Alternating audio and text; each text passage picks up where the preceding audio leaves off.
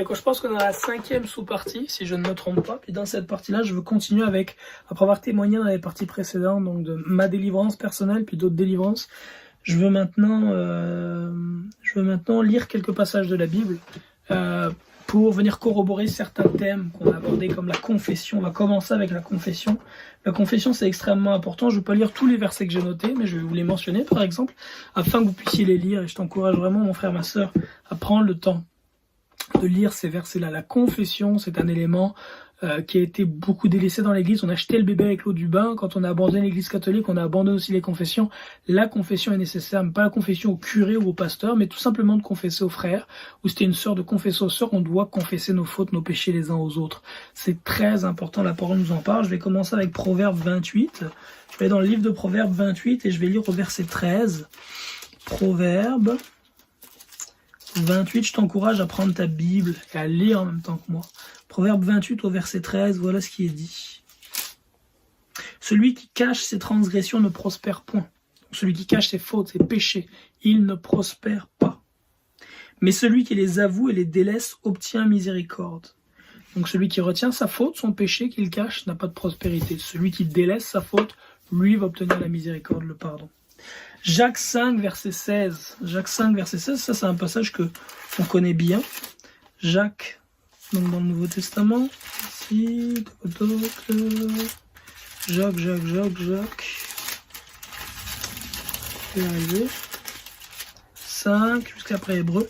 5, verset 16, il est dit: confessez donc vos péchés les uns aux autres et priez les uns pour les autres, afin que vous soyez guéris. La prière fervente du juste a une grande efficace.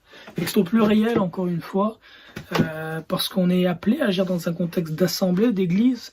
Fait que le Seigneur dit là où 2 ou 3 sont assemblés, je suis au milieu d'eux. Fait que c'est bon de prendre 2 personnes à témoin, je pense. D'après ce que je vois dans la parole, pas juste une, mais j'encourage 2 personnes à témoin. Puis tu confesses tes fautes à ces personnes-là, de confiance. Confesser à n'importe qui non plus, mais de confesser. Ça n'a pas besoin d'être un pasteur ou la femme du pasteur, mais juste un frère ou une sœur. Confessez vos péchés les uns aux autres. Et là, c'est pour la guérison, mais la délivrance, c'est pareil. La maladie est entrée à cause du péché, l'esprit mauvais, lui aussi, est entré à cause du péché. Et puis souvent, la maladie est due à un esprit mauvais. Un exemple simple, et c'est ce que j'entends du témoignage de beaucoup de frères qui sont très avancés dans le ministère de la délivrance. Beaucoup ont la conviction que les cancers sont toujours dus à un démon, un esprit mauvais. Je peux pas l'affirmer parce que je suis pas rendu dans cette expérience-là, dans le ministère de la délivrance. Mais lorsque j'écoute les hommes les plus aguerris là-dedans, notamment Derek Prince, lui-même qui a eu un cancer, et qui en a été guéri, il explique qu'il en a été guéri parce que c'était un démon, un esprit mauvais qui était relié à ça, qu'il a chassé cet esprit-là. Donc toujours est-il que ça prend de confesser. Ça prend de confesser nos fautes, nos péchés les uns aux autres. Un autre passage que je trouve important parce que là, ça parle pas simplement de nos péchés, mais des péchés de nos ancêtres. Et ça, on n'en est pas toujours conscient. Lévitique 26, verset 40. C'est que de la même façon qu'on peut ouvrir une porte par nos péchés pour qu'un esprit mauvais rentre, nos ancêtres aussi ont pu ouvrir des portes qui ont permis à des esprits mauvais de rentrer dans notre vie. De la même façon, mon frère, ma sœur, que nous héritons de nos pères, de nos mères, que nous héritons de nos pères un héritage qui est matériel. Pour ceux qui sont chanceux, maison, compte bancaire garni. Donc de la même façon qu'on hérite, on hérite matériellement de nos parents, on hérite aussi spirituellement d'eux autres. Et ce n'est pas tout ce que nous héritons spirituellement qui est bon. Lévitique 26, verset 40, nous dit ceci. Ils confesseront leurs iniquités et les iniquités de leurs pères, les transgressions qu'ils ont commises envers moi et la résistance qu'ils m'ont opposée. Péchés à cause desquels moi aussi je leur résisterai et les mènerai dans le pays de leurs ennemis. Et alors leur cœur incirconcis s'humiliera et ils paieront la dette de leurs iniquités. Je me souviendrai de mon alliance avec Jacob, etc. Mais là, Dieu dit, ils confesseront leurs fautes et les fautes de leur père. Donc ça, c'est quelque chose qui est important dans la délivrance. C'est que si tu veux recevoir délivrance et que tu as connaissance de fautes qu'ont commis tes parents ou tes grands-parents, tes arrière-grands-parents, c'est 3-4 générations, dit la parole de Dieu, bien c'est important de les confesser, surtout ce qui a trait à l'occulte. Tout ce qui touche à l'occultisme ouvre des portes et des malédictions énormes dans la vie des enfants de Dieu et puis de toute personne en général. Je ne vais pas lire les autres passages, mais je vais vous mentionner 1 Jean 1,9, Matthieu 3,6, Marc 1,5, Actes 19,18, Psaume 32,5, Psaume 32,3, Lévitique 16,21. Toutes des passages qui parlent de la confession. Dans le Nouveau Testament, il est souvent dit, que ce soit dans le ministère de Paul, il est dit que les gens à qui il prêchait l'évangile, ils venaient publiquement et confessaient leurs fautes. Et s'ils avaient des ouvrages de magie, par exemple, ils les brûlaient publiquement. Lorsque Jean le Baptiste baptisait, il est dit que les gens venaient et confessaient avant d'être baptisés publiquement leurs fautes. La confession est extrêmement importante. Il faut que nous revenions là en tant que corps de Christ. Autre passage, autre notion importante par rapport à la délivrance, prendre autorité. Ça veut dire quoi prendre autorité? Si je dis à ma fille, Anna, tu as l'autorité, je te donne l'autorité pour conduire ma voiture. Je lui passe les clés, elle n'a plus besoin de me demander l'autorisation pour conduire ma voiture. Je lui ai donné l'autorité pour le faire, elle la prend quand elle veut. Si elle attend de me venir voir de temps en temps, puis de me dire, papa, je vais conduire la voiture, c'est du correct pour toi, elle peut le faire. Mais elle ne dépend plus de mon autorisation pour le faire. De la même façon, lorsque Christ nous dit qu'il nous a donné autorité pour guérir les malades, chasser les démons, ça signifie que la position qu'on doit avoir n'est pas Jésus, s'il te plaît, Père, guéris cette personne, ou s'il te plaît, Père, délivre cette personne. Mais la position qu'on doit avoir, c'est de parler à la maladie, puis dire, maladie, tu sors maintenant du corps de mon frère au nom de Jésus-Christ. Je te chasse migraine dans le nom de Jésus. Get out of here in Jesus' name. Tu dois parler à l'esprit mauvais. Et directement, tu as l'autorité. Alors, est-ce que ça exclut le fait de prier au Père? Non, pas du tout. Mais malheureusement, dans le corps du Christ, c'est que beaucoup se contentent de prier et n'agissent pas avec autorité. Donc ils vont dire, Père, s'il te plaît, guéris cette personne, guéris ce frère, et ils s'arrêtent là. Mais tu as désobéi à Dieu. Dieu t'a donné, en Jésus-Christ, l'autorité pour parler à la maladie. On va prendre quelques passages, Luc 10, 19. Luc 10, 19. Donc Luc 10, verset 19.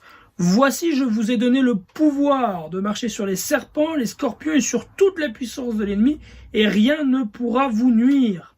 Cependant, ne vous réjouissez pas de ce que les esprits vous sont soumis, mais réjouissez-vous de ce que vos noms sont écrits dans les cieux.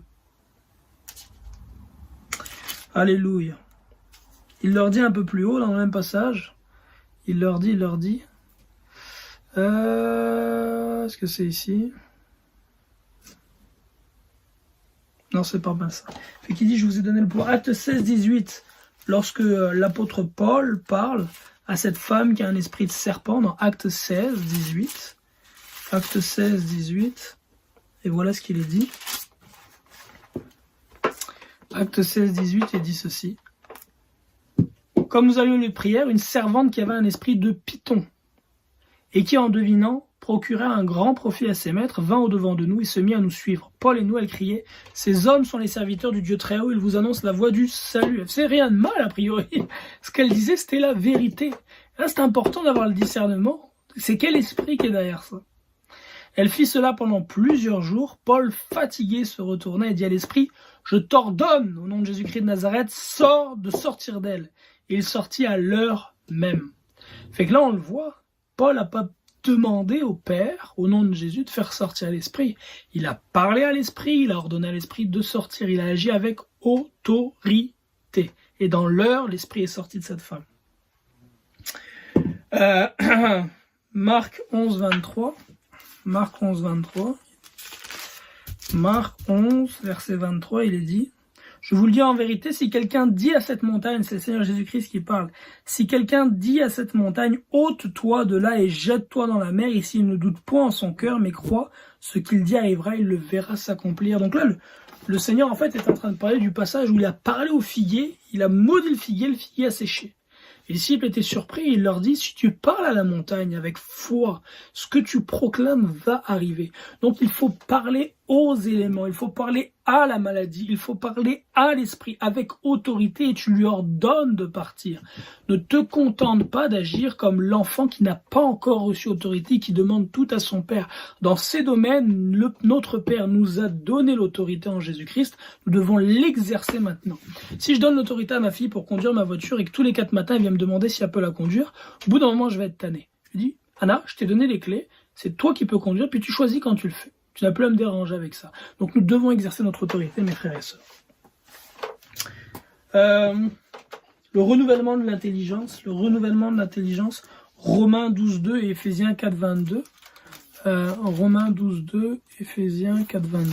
Romains Romains 12, verset 2. Ne vous conformez pas au siècle présent, mais soyez transformés par le renouvellement de l'intelligence, afin que vous discerniez quelle est la volonté de Dieu, ce qui est bon, agréable et parfait. Et nous renouvelons notre intelligence, notamment par la parole de Dieu. Éphésiens 4, 22. Éphésiens 4, 22.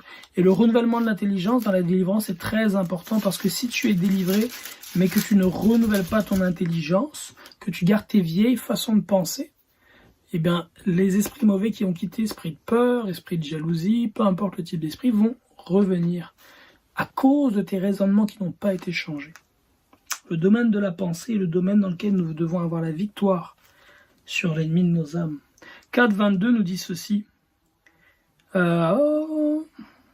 Mais vous, ce n'est pas ainsi que vous avez appris Christ, si du moins vous l'avez entendu, et si conformément à la vérité qu'en Jésus, c'est en lui que vous avez été instruits, à vous dépouiller, eu égard à votre vie, passée du vieil homme qui se corrompt par les convoitises trompeuses, à être renouvelé dans l'esprit de votre intelligence, à revêtir l'homme nouveau, créé selon Dieu dans une justice et une sainteté que produit la vérité. Jésus-Christ est la vérité, sa parole est la vérité, par sa parole nous renouvelons notre intelligence. Un autre thème important, j'en parlais tantôt, c'est le langage de menace, de guerre, de tourment. L'apôtre Paul le dit, c'est un combat, pas un combat contre la chair et le sang, donc ça c'est important. C'est pas des claques à la personne que tu veux délivrer, c'est pas son corps le problème, c'est pas elle le problème, c'est l'esprit qui habite. Par contre, spirituellement, il faut être conscient que tu es dans un combat. Alors maintenant, le vocabulaire à utiliser, l'approche à avoir, la parole de Dieu est très utile. Je crois que ça dépend de ce que je comprends beaucoup de toi qui pratiques la délivrance, qui veut délivrer le frère ou la sœur, de ta foi dans le fond. Fait que moi personnellement, lorsque je fais une délivrance, je vais invoquer le feu du Seigneur, je commande au feu de l'Éternel de tomber, je commande au feu de Dieu de tomber, de venir consumer les esprits mauvais. Je vais commander à ce feu-là de venir brûler, un feu qui est 10 000 fois plus puissant que le feu de l'enfer, de venir brûler, d'amener ces esprits à être inconfortables. Parce que j'ai la foi dans ces paroles-là, ça produit un effet. Et lorsque je le dis, la personne qui est en train d'être délivrée se tord dans tous les sens parce que l'esprit qui est en elle est en train de souffrir et il finit par sortir parce que c'est plus agréable pour lui de quitter, d'aller dans les lieux arides que rester dans ce corps-là où il est en train d'être tourmenté.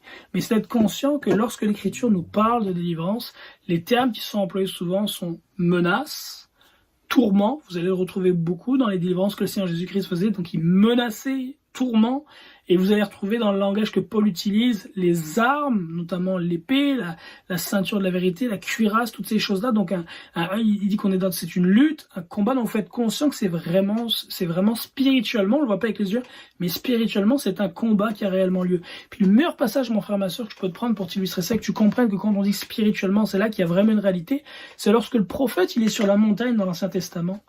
Puis son serviteur, il voit pas la réalité spirituelle et le prophète, je pense, c'est Élisée, il demande à Dieu, ouvre les yeux de mon serviteur. Puis le serviteur, il ouvre les yeux et il voit des chars de l'armée de l'Éternel partout autour d'eux, une armée qui les entoure. Mais quand je te dis que c'est un combat, là, c'est réellement ça. Si tu combats contre un esprit de serpent, il y a réellement, spirituellement, un serpent qui est là, que tu es en train de taillader, que tu es en train de couper en pièces pour qu'il sorte. Il y a une réalité, le monde spirituel est tout aussi vrai que le monde matériel dans lequel on est, pas parce qu'on ne le voit pas avec nos yeux charnels qu'il n'est pas là. Quoi d'autre? Je pense que j'ai pas mal fait le tour de ces éléments-là. Et quelques derniers conseils en vrac que je donnerai dans une dernière vidéo.